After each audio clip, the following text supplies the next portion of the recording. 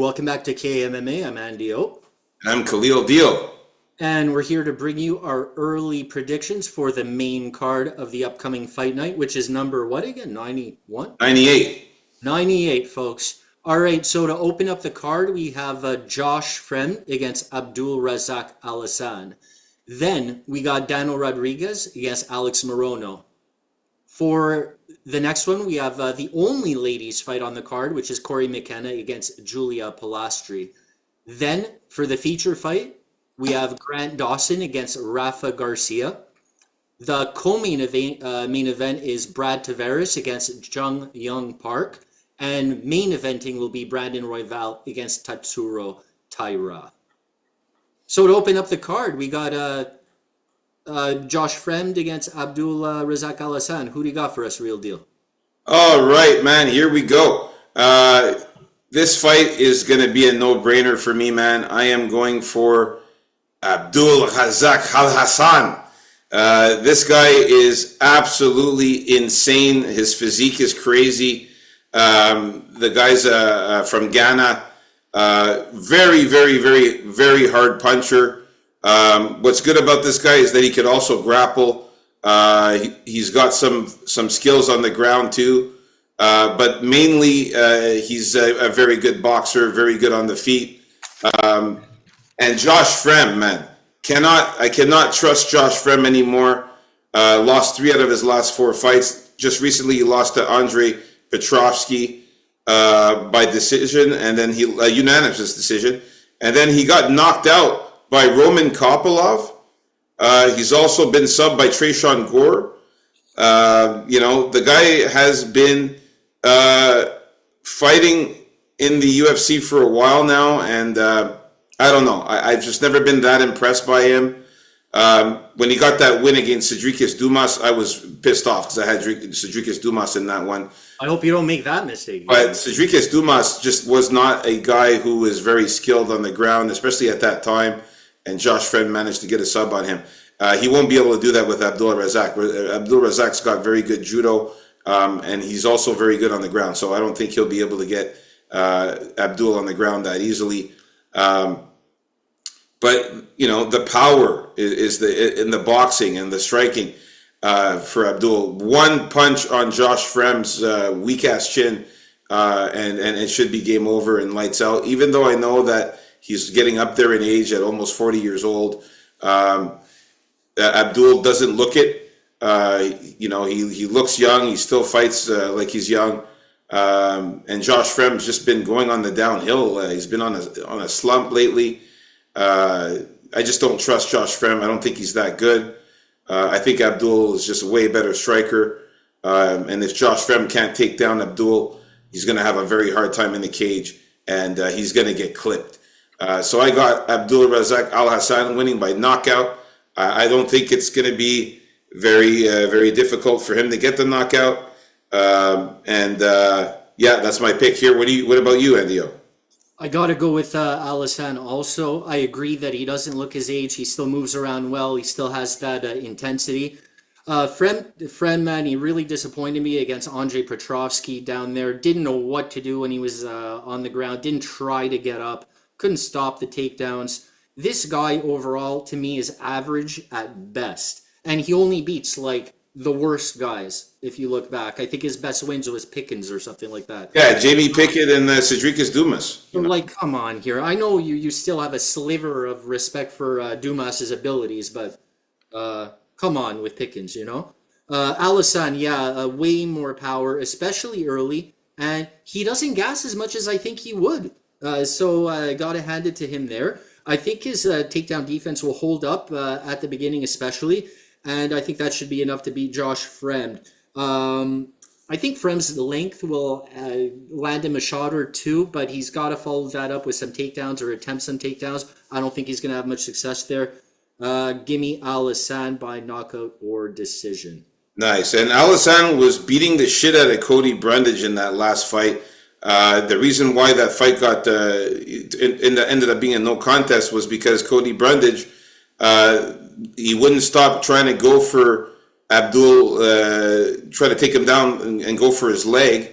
and Abdul was just hammering the shit out of his head and got a few accidental blows to the back of the head of Cody Brundage, and that's Well, what. Burundi, if you're Brundage, you get away with that your whole career. If you're Ihor Peteria, like you can do anything you want, and And then the one time that Abdul does it, he gets fucking no contest, so that was bullshit. But before that too, let's not forget, he did get a knockout over Claudio Ribeiro.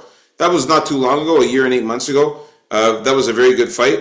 and he lost to Joaquin Buckley, and look how good Buckley looks. Yeah, he lost to Joe Pyfer, and like that's no shame in that, So yeah, definitely like Abdul here. Let's move on up to the next fight, which is going to be Daniel Rodriguez against Alex Morono. Who you Okay. got, Leo, in this one? This is the washed fight of the card because I think both these guys are pretty washed, and when that happens, I have to decide at who's more washed, and I gotta give the nod to Alex Morono here. This guy overall has been has been a disappointment for me. I always thought he was a little better than he showed in the cage. I thought at some point he would put it all together, but now he's getting worse. I think he gasses way too easily. That was the reason he lost his last fight against. We just talked about it. Yeah, he looks horrible against Nico Price, man. Oh, against Nico Price, just what a shit that was. Look, he has some submissions. He's all right on the ground, but I feel he should just stick to teaching or something because I think that's where he belongs now. D-Rod's pretty washed too, but look, his boxing is going to take over this fight. Yeah. He could be half asleep and half washed. His boxing is still probably going to do the job here. And, his cardio should even be better than Morono's. No faith in Alex Morono. If it was almost anyone else, I'd probably pick against D-Rod here. But give me D-Rod by decision. Yeah, I gotta agree with you here too. I gotta go with D-Rod, man. I just can't trust Alex Morono after that disgusting display of fighting that he did in the last fight. Like literally did nothing, looked absolutely terrible. He tried to squeeze Nico Price's head in some sort of weird position, didn't get it, and was done after that. Yeah, he often tries to go for gillies and misses. This time around, I think that the height advantage of D-Rod here, he's got a 2-inch height advantage and a 2-inch reach advantage. I know he's on a 3-fight losing skid, but washed. Kelvin Gastelum, and Ian Machado Gary, nothing to sneeze at there, and Neil Magny. So I mean, these are still some 3 pretty decent fighters. You got one guy there. But Morono losing to Price, losing to Joaquin Buckley, losing to Santiago Ponzinibbio. His only win was against Tim Means and Court McGee, which, Court McGee actually looked pretty good last week. They just fought each other, those guys. And Buckley too looked good. So, in hindsight, it looks good, those wins with Morono, but he's just been going on a decline ever since. They're just not looking good. Can't trust him. D-Rod's going to be the better boxer by far. I think he's going to outstrike Morono. Morono's striking is horrible. I think he's going to land some crisp shots on Morono. We've seen Morono get rocked several times in his fights. He got knocked out by Santiago Ponzinibbio, who's not really a very big puncher. He's more of a grappler. D-Rod's very, very good at takedown defense. He's got very good takedown defense. He likes to sprawl when the guys try to shoot. He sprawls and prevents that from happening. So if Morono can't get the big D-Rod to the ground, it's over for him. I got D-Rod winning this one by knockout or decision. I think he clips him. Very live for a knockout there. With Morono's weak chin and gassing out and stuff like that, I think D-Rod could clip him. If not, I think he outpoints him, and Morono just has a hard time taking him down. He looked very bad in his last fight, Morono, with the trying to take down Nico Price. Wasn't looking good even at that. So, yeah, I got to go with D-Rod here. I'm in agreement, so we agree with this fight as well. Let's move on up to the next fight here.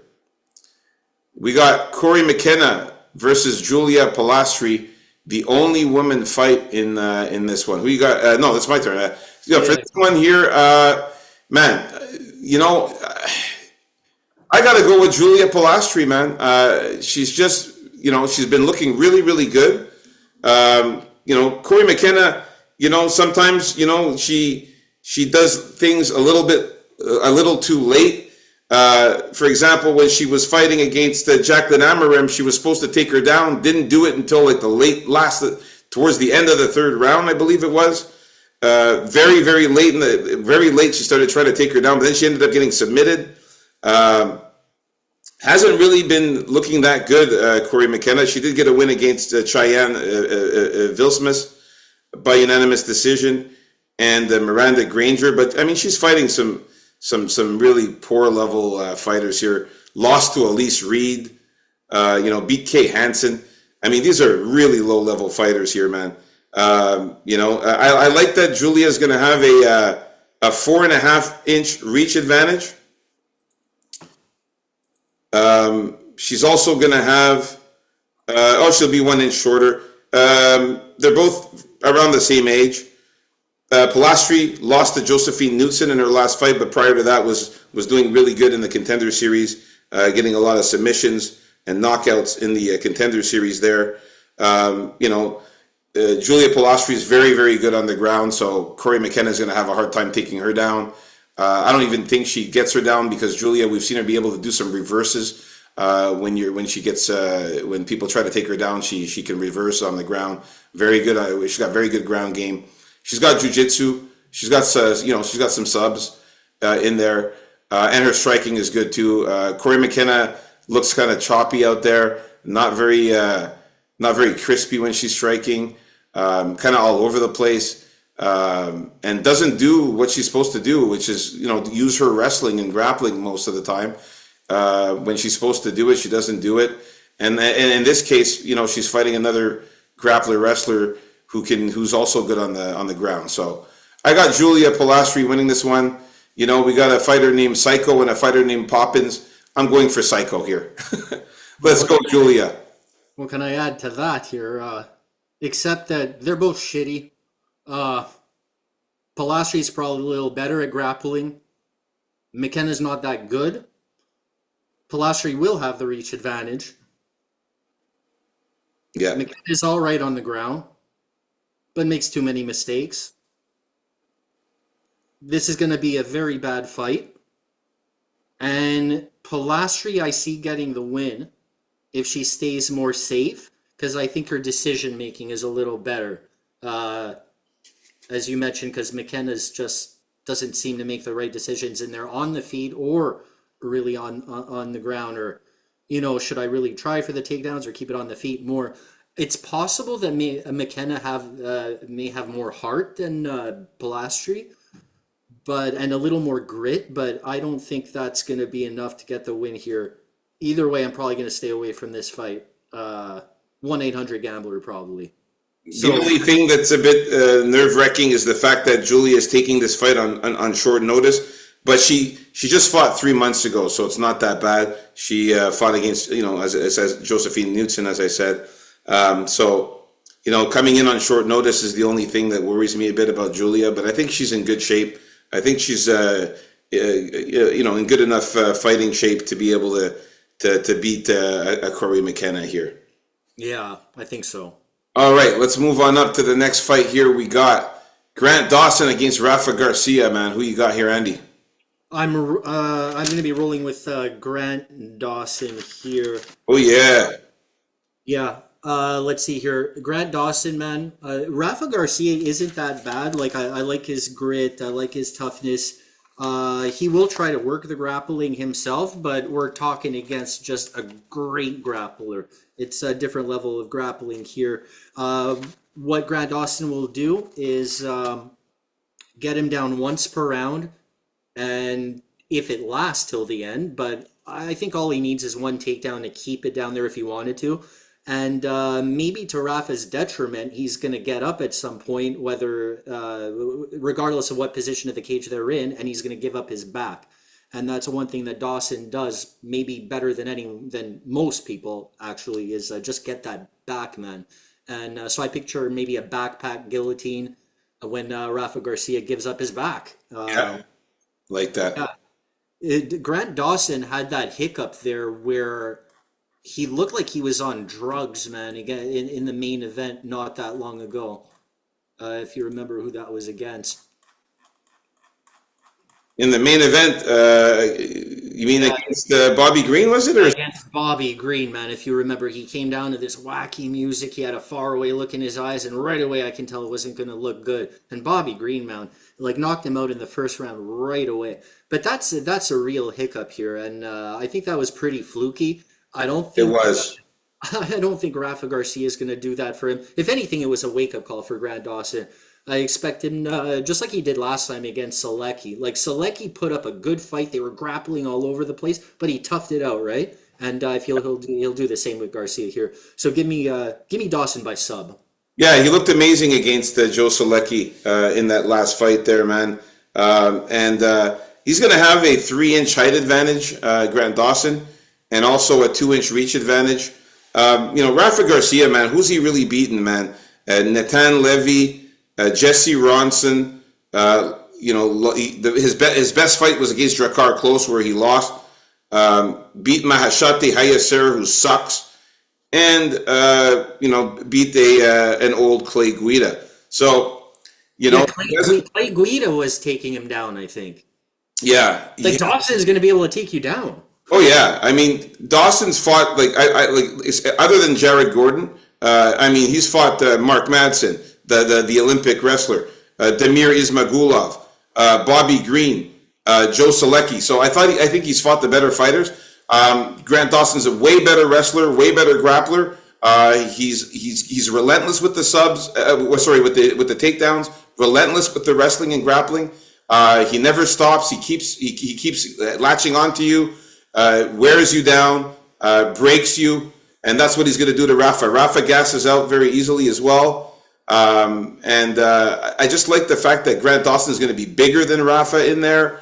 I see him ragdolling Rafa Garcia, man. Tossing him around, getting him on the ground. And like I said, like you said, actually, when Rafa tries to stand up and get back up on the feet, he'll give up his back.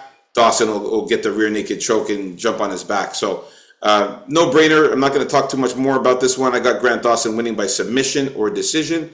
I think that he does. He's live to get a sub on Rafa there for sure. Some guys give up their backs more than they should, and I'm not sure if Rafa gives up his back more than he should, but there are guys that you have to really avoid doing that against, and that's Grant Dawson. So, All right, so we're in agreement so far with all the fights in the main card. Let's move on up to the next one here. We got Brad Tavares against Jun Young Park. I'm going to tell you right now that I do believe that Brad Tavares is a live dog, okay? Just because he has an 81% takedown defense. So it's going to be hard for... takedown defense is shit. Shit.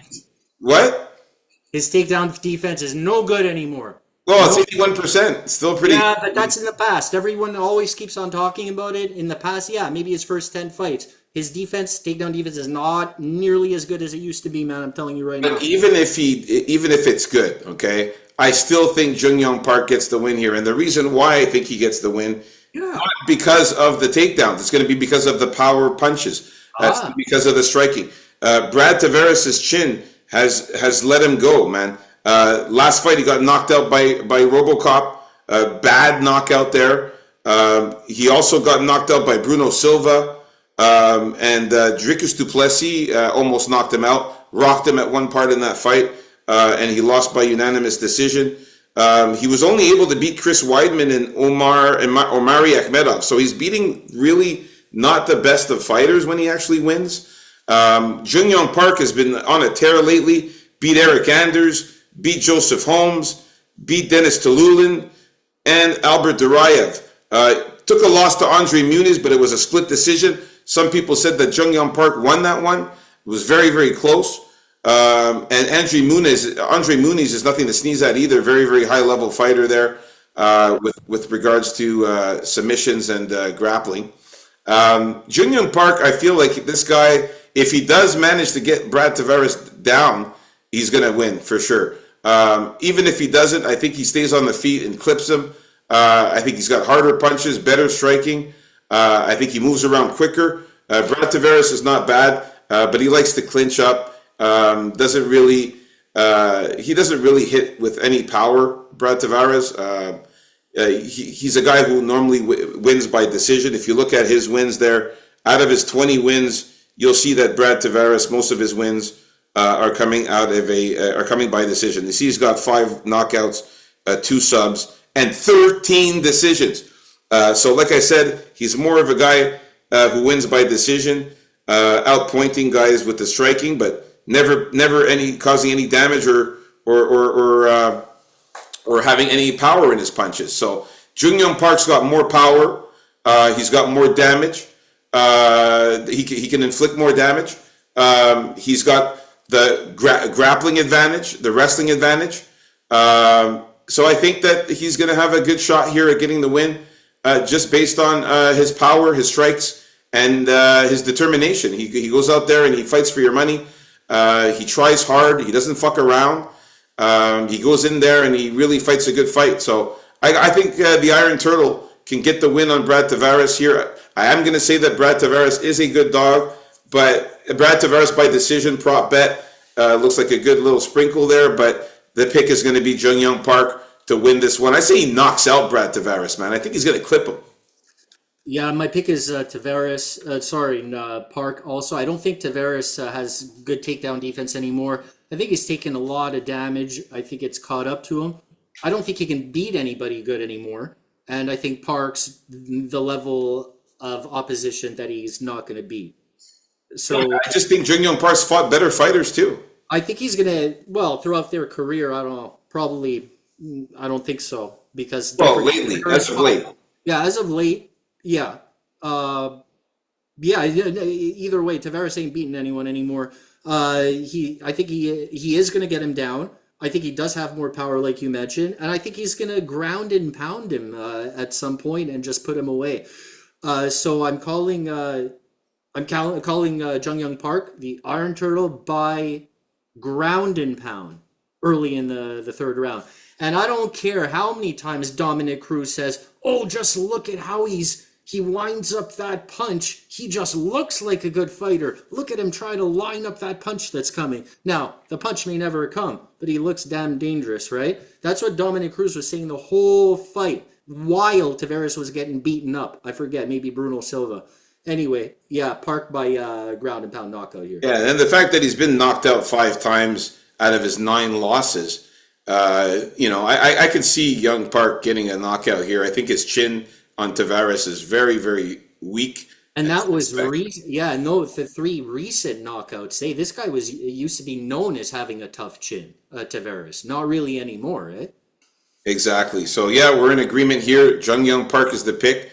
So we're in agreement in all of the fights so far of the main card. That's looking good. Let's get to the main event of the evening. Brandon Royval against Tatsuro Taira. Who you got, NDO?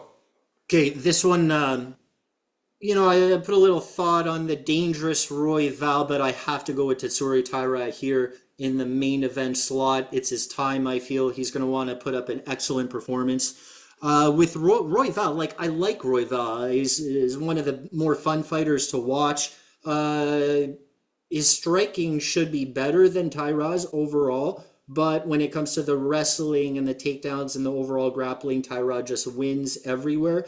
Although Royval is pretty squirmy down there, and he tries to make something out of nothing, and sometimes it works. He's no pushover, Royval, and as I always do, he has some good body shots. So if he does win this, I predict body shots will have something to do with it.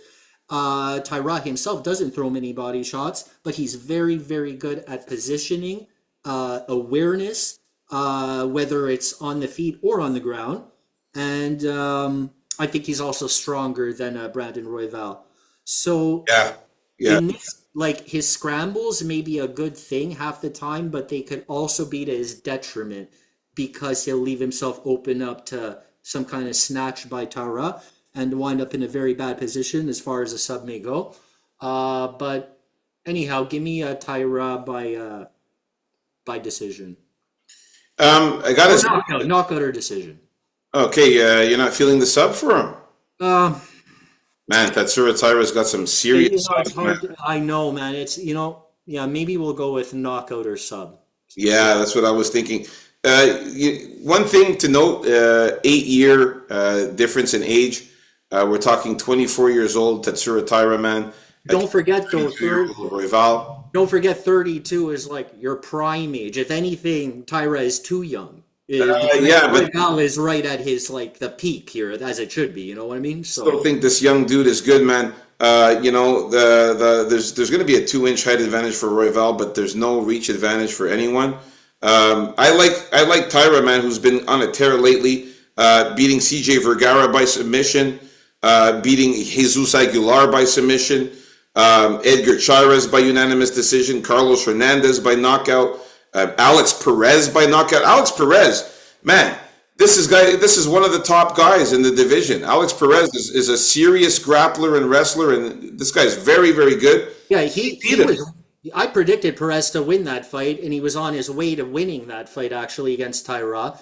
And Tyra ended up beating him because remember that knee injury he got.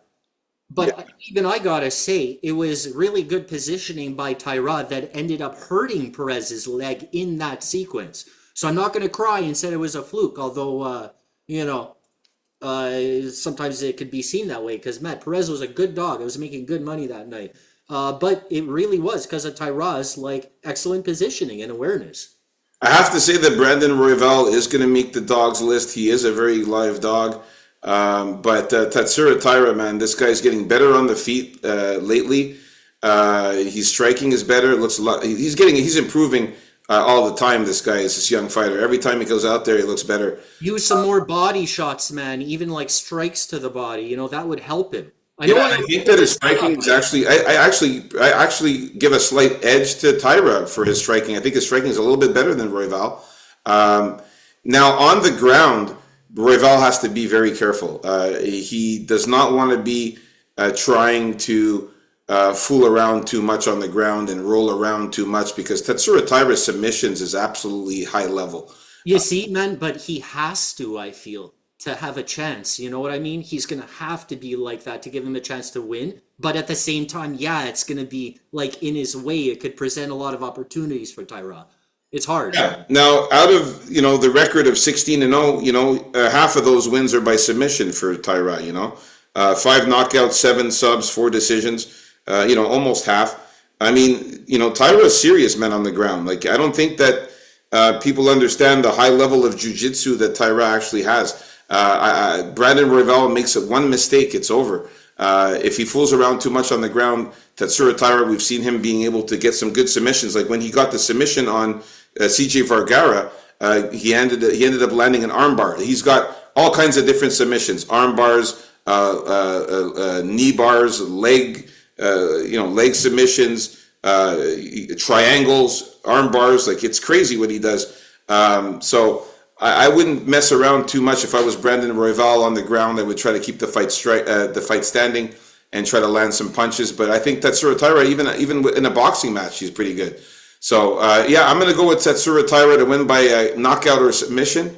I think he finishes Royval, but Royval is a good dog though. But Taira is going to be the pick here. But when do you see him finishing him?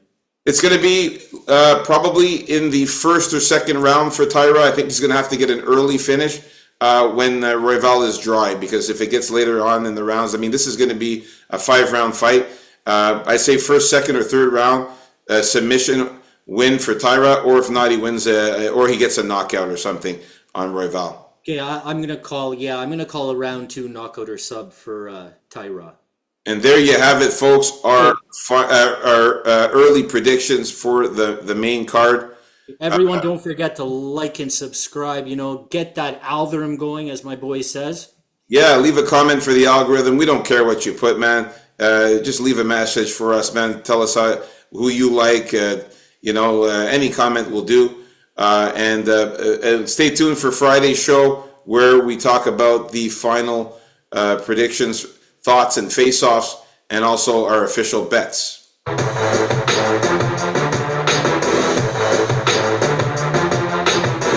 Peace out, folks. KAMMA. Let's get it.